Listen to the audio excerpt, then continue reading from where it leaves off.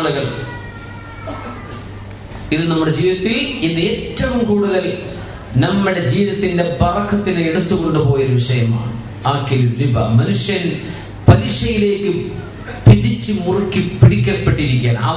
അല്ലാഹു തആല കടുത്ത പരീക്ഷണം ഈ സമൂഹത്തിൽ നൽകിയിരിക്കുകയാണ്. മുസ്ലിമും അമുസ്ലിമും ഒന്നാകെ പലിശയിൽ ബന്ധിതരാണ്.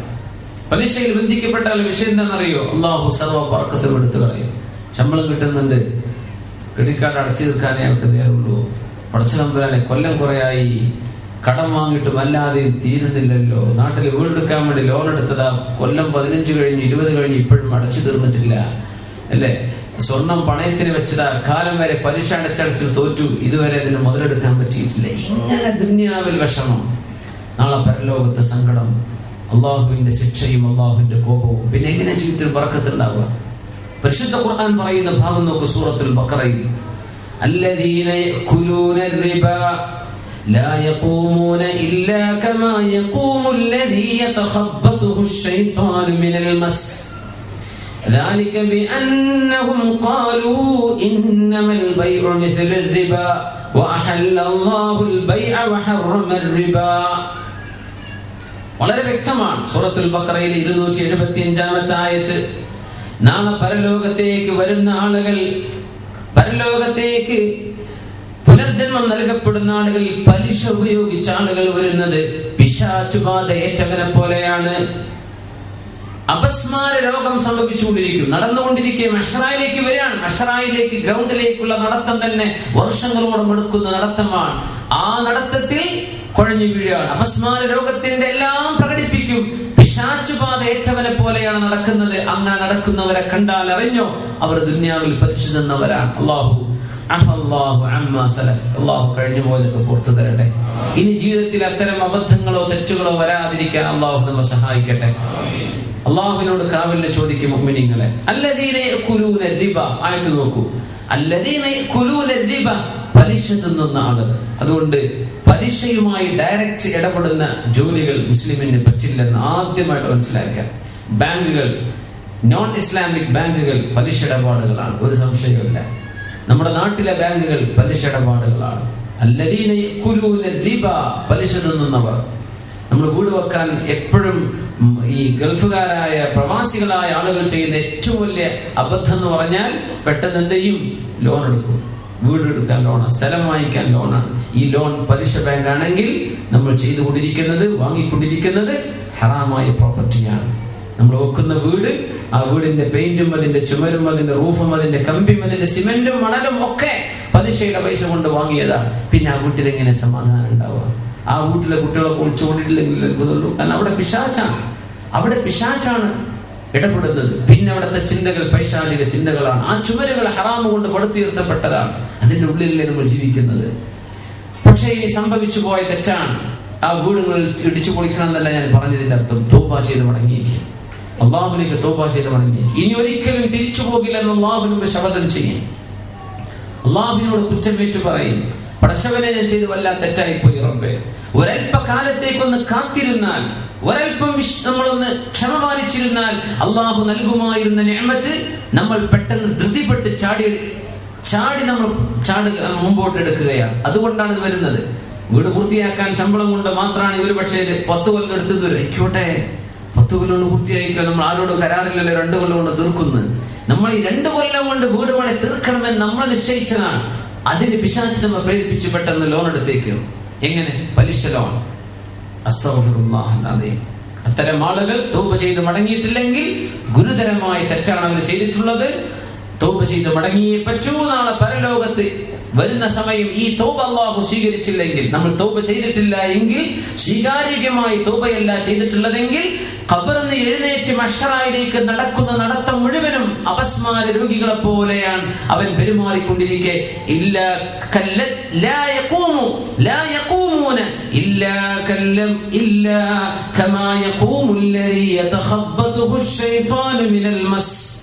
പിശാചുബാധ ഏറ്റവനെ പോലെയാണ്, പിശാചുബാധ ഏറ്റവനെ പോലെയാണ് നാളെ അവർ നടക്കുന്നത്. ലാ യഖൂമൂൻ. പരലോകത്ത് വരുമ്പോൾ അത് പ്രകടമായി കാണുക തന്നെ ചെയ്യും. ذلك بأنهم قالوا إنما البيع مثل الربا وأحل الله البيع وحرم الربا. പലിശയും കച്ചവടവും ഒരുപോലെ തന്നെയല്ലേ എന്ന് പറഞ്ഞതാണ് അതിന്റെ കാരണം. ഇന്നമൽ ബൈഉ മിസ്ലു റിബ, കച്ചവടം ചെയ്ത ലാഭം കിട്ടുന്നു, പൈസ കൊടുത്തിട്ട് പൈസക്ക് പൈസ ലാഭം. വട്ടിപ്പലിശ കൊടുക്കുന്ന ആളുകൾ, പലിശ ഏർപ്പാടുകൾ ചെയ്യുന്ന ആളുകൾ, അവരുടെ ന്യായം ഇത് കച്ചവടമാണെന്നാണ്. പക്ഷെ അല്ലാഹു പറയാണ് വഹല്ലല്ലാഹുൽ ബൈഅ, കച്ചവടം അല്ലാഹു ഹലാലാക്കി, വഹറമ റിബ, പലിശ അല്ലാഹു ഹറാമാക്കിയിരിക്കുകയാണ്. പലിശയും കച്ചവടവും രണ്ടും രണ്ടാണ്, രണ്ടും ഒന്നാണെന്ന് വാദിക്കല്ല. യാ അയ്യുഹല്ലദീന ആമനു തഖുല്ലാഹ്, ഓ സത്യവിശ്വാസികളെ അല്ലാഹുവിനെ ഭയപ്പെടുവിൻ. വദറൂ മാ ബഖിയ മിനർ റിബാ ഇൻ കുൻതും മുഅ്മിനീൻ, നിങ്ങൾക്ക് ഈമാൻ ഉണ്ടോ നിങ്ങളുടെ പലിശ ഇടപാടുകൾ ഒഴിവാക്കിയേക്കണം, നിങ്ങൾ ഒഴിവാക്കിയേക്കണം. സ്വഹാബത്തിനെ സംബന്ധിച്ചിടത്തോളം ഈ ആയത്തിറങ്ങുന്ന സമയം അവർക്ക് കിട്ടാനുള്ള പലിശ അത് നിങ്ങൾ അല്ലാഹുവിന് വേണ്ടി ഒഴിവാക്കി കളയിൻ, ഇനി നിങ്ങൾ വാങ്ങലിൻ, അത് പഠിപ്പിക്കാനാ വദറൂ മാ ബഖിയ മിനർ റിബ എന്ന് പറയാൻ കാരണം. ഇനി പലിശയിൽ നിന്ന് ബാക്കിയുള്ളത് നിങ്ങൾ ഒഴിവാക്കിയേക്കും. ഇതിനർത്ഥം ഖുർആൻ പലിശ നിരോധിച്ചുകൊണ്ട് ഇറക്കിയ ആയത്താണ്. ഫഇല്ലം തഫഅലു, നിങ്ങൾ പലിശ ഇടപാട് നിർത്തിയില്ലെങ്കിൽ ഫഅദനു ബിഹർബിൻ മിനല്ലാഹി വറസൂലി, അല്ലാഹുവും അവന്റെ റസൂലും നിങ്ങളോട് യുദ്ധം പ്രഖ്യാപിച്ചിരിക്കുകയാണ്. ക്രെഡിറ്റ് കാർഡുകളൊക്കെ വിളിച്ച് ചോദിച്ച് ഇടങ്ങാറാക്കി തരികയാണ് ബാങ്കുകൾ. വേണ്ടാന്ന് പറഞ്ഞ് പിന്നെ വിളിക്കും അടുത്ത ബാങ്കുകാർ, നമുക്ക് ഇത്ര ഓഫർ ഉണ്ട്, ഈ പ്രീമിയം കാർഡ് അത് വേണോ ഇത് വേണോ എന്ന് ചോദിച്ചിട്ട്. ഫഅദനു ബിഹർബിൻ മിനല്ലാഹി വറസൂലി, അല്ലാഹുവും റസൂലും യുദ്ധം പ്രഖ്യാപിച്ചിരിക്കുന്നു എന്ന് മനസ്സിലാക്കുക. ഉടനെ പറയാ I am sorry, I am not interested, phone cut ചെയ്യുക. ഇതല്ലാതെ ഒരു 2 വർത്താനോട് പറഞ്ഞു തുടങ്ങിയാൽ അവർ നമ്മളെ കൊണ്ട് പിടിപ്പിക്കും. അതുപോലെയുള്ള സെയിൽസ് സ്ട്രാറ്റജികളാണ് അവർക്ക് കിട്ടുന്ന ട്രെയിനിങ്. അങ്ങനെ അവർ മനുഷ്യനെ എങ്ങനെ ഇതിന് ഈ വലയിലേക്ക് കൊടുക്കാൻ പറ്റുമെന്ന് അതൊക്കെ അവർ നമ്മളിൽ പയച്ചു നോക്കും. പിശാചാണത്, പിശാചിന്റെ ഉത്ബോധനമാണത്. അതുകൊണ്ട് നമ്മുടെ ജീവിതത്തിലെ ബർക്കത്ത് അല്ലാഹു എടുത്തു കളയും. ഇല്ലേ, ഒന്ന് ആലോചിച്ച് നോക്കി. പലിശ കൊണ്ട് ഇപ്പോ എനിക്ക് ജീവിതത്തിൽ ഒരു അനുഭവം തന്നെ ഒരാൾ പറഞ്ഞു. നമ്മുടെ കണ്ണൂർ ജില്ലയിൽ ഭാഗത്തുള്ള ഒരാൾ അനുഭവം പറഞ്ഞു. ഉസ്താദെ, ഒരിക്കൽ കച്ചവടം തുടങ്ങി, പെണ്ണിന്റെ സ്വർണം പണയപ്പെടുത്തിയിട്ട് പണയം വെച്ചിട്ട് കച്ചവടം തുടങ്ങി.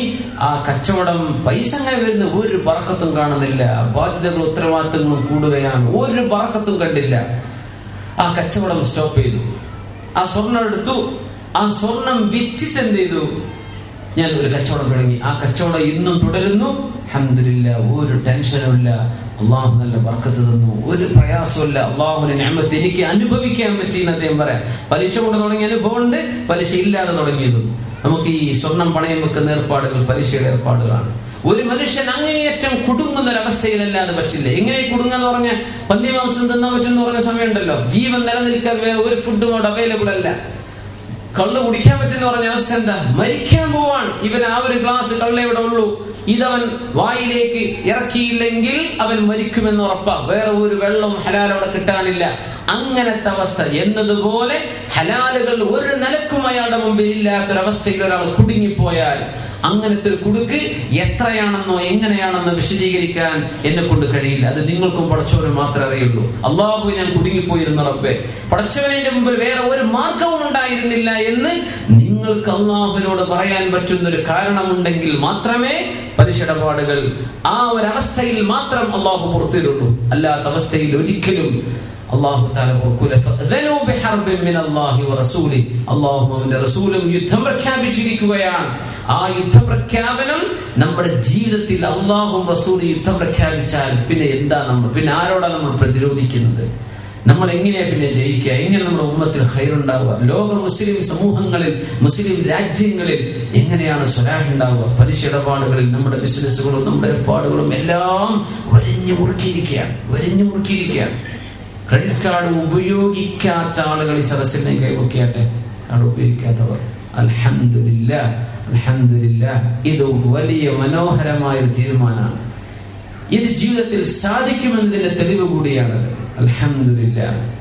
അല്ലാഹു തആല ജീവിതത്തിൽ ബർക്കത്ത് ചെയ്യട്ടെ. അല്ലാഹു ബർക്കത്ത് ചെയ്യുമാറാകട്ടെ. കുടുങ്ങിപ്പോയ ആളുകൾക്ക് അല്ലാഹു രക്ഷ നൽകട്ടെ.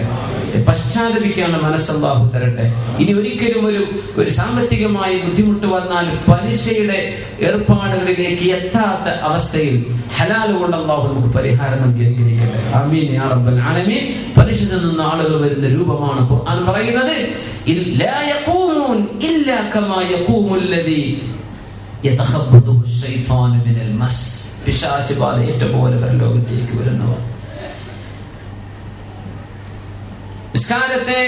നിസ്കാരം ഇഗ്നോർ ചെയ്ത ആളുകൾ വരുന്ന രൂപം പരിശുദ്ധ റസൂലുള്ളാഹി സ്വല്ലല്ലാഹു അലൈഹി വസല്ലം പഠിപ്പിക്കുകയാണ്. നിസ്കരിക്കാത്ത ആളുകൾ, നിസ്കാരം ഒഴിവാക്കിയ ആളുകൾ, മൻ ശഗലതുഹു ഇമാറതുഹു അനിസ് സ്വലാ, തന്റെ അധികാരം ഉപയോഗിച്ചുകൊണ്ട് അധികാരത്തിന്റെ തിരക്ക് കൊണ്ട് നിസ്കരിക്കാൻ പറ്റിയില്ല, അങ്ങനത്തെ ആളുകൾ അവര് വരുന്നത് ഒരു സംഘത്തിന്റെ കൂടെയാണ്. ആ സംഘത്തിന്റെ നേതാവ് ഫിർഔനുൽ ലഈനാൻ, മൂസ നബി അലൈഹിസ്സലാമിന്റെ ശത്രു, അല്ലാഹുവിന്റെ ശത്രുവായ ഫറോവയുടെ ഒരു സംഘം വരും.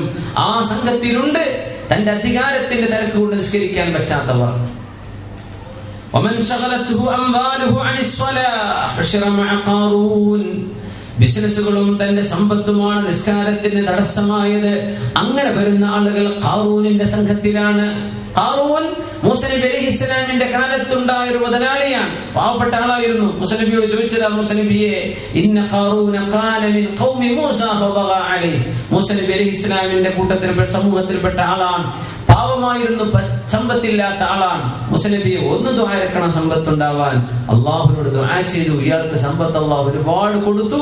പിന്നെ അവസാനം പറഞ്ഞു, ഇന്നമാ ഊതീതുഹു അലാ ഇൽമിൻ ഇൻദി, ഇത് എന്റെ വിവരം കൊണ്ടും എന്റെ വിദ്യാഭ്യാസം കൊണ്ടും ഞാൻ നേടിയെടുത്തതാണ്, ഞാൻ സ്വതക്ക തരില്ല, സക്കാത്ത് തരില്ല എന്ന് പറഞ്ഞു. അപ്പോഴാണ് ഫഖസഫ്നാ ബിഹി വബിദാരിഹിൽ അർദ്, അവനെയും അവന്റെ വീടും ഭൂമിയിലേക്ക് ഞാൻ ആഴ്ത്തിക്കളഞ്ഞു എന്ന് വിശുദ്ധ ഖുർആൻ പറഞ്ഞു. ഖാറൂൻ, ഹാറൂൻ എന്ന് പറഞ്ഞ മൂസ നബി അലൈഹിസ്സലാമിന്റെ സഹോദരനാണ് അലൈഹിസ്സലാം. ഹാറൂൻ അലൈഹിസ്സലാം നബിയാണ്. ഖാറൂൻ ദുഷ്ടനായ ഒരു മനുഷ്യനാണ്. സമ്പത്തിന്റെ തിരക്കുകൊണ്ട്, ബിസിനസ്സിന്റെ തിരക്കുകൊണ്ട് നിസ്കാരമില്ല, ജോലി തിരക്കുകൊണ്ട് നിസ്കരിക്കാൻ പറ്റുന്നില്ല. അതൊക്കെ നമ്മുടെ സാമ്പത്തിക ഇടപാടുകളാണ്, സമ്പത്ത് കിട്ടാനുള്ള, നമ്മുടെ ശമ്പളം കിട്ടാനുള്ള വഴികളാണ്. ആ കാരണങ്ങൾ കൊണ്ട് നിസ്കാരം നഷ്ടപ്പെടുത്തിയവർ വരുന്ന സംഘം ഖാറൂനിന്റെ സംഘമാണ്. അധികാരം കൊണ്ട് നഷ്ടപ്പെട്ടവർ ഫറോവയുടെ സംഘത്തിൽ കാണും.